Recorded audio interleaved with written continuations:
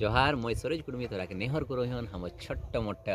है मिनी ब्लॉगे। तो आज एक 4 मार्च कर दिन और आजू कर दिन कर हम तोरा सामने एकटुकु इतिहास कहे जाइए। तो पहिल जे घटना लगे लगे 1879 महाने घटना जेटा लगे कि पहिल महिला कॉलेज कलकाता बेथ्यूम कॉलेज एक स्थापना हल महिला शिक्षा के आगू बढ़ाई जिन्हें एक जदि हम जाइए आगू दिखे बढ़िए तो 1939 महाने भारत एक महान क्रांतिकारी हरदयाल लाला हरदयाल एक मृत्यु हल जै भारत एक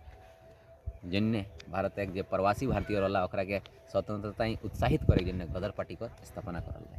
एक आगू जदि बढ़िए तो 1951 महाने भारते पहिल एशियाई खेले कर आयोजन हल नई दिल्ली है आजुकर दिने एक आरो आगू जदि बढ़िए तो आजुकर दिने 1961 महाने भारत एक पहिल विमान वाहक पोत INS विक्रांत एक जे हेल्ले निजे कर सेवा देवालाई शुरू करल बस एरकम घटना आरो है तो इतना आप अभी कहम नहीं जोहार होते एक बार फिर से धन्यवाद।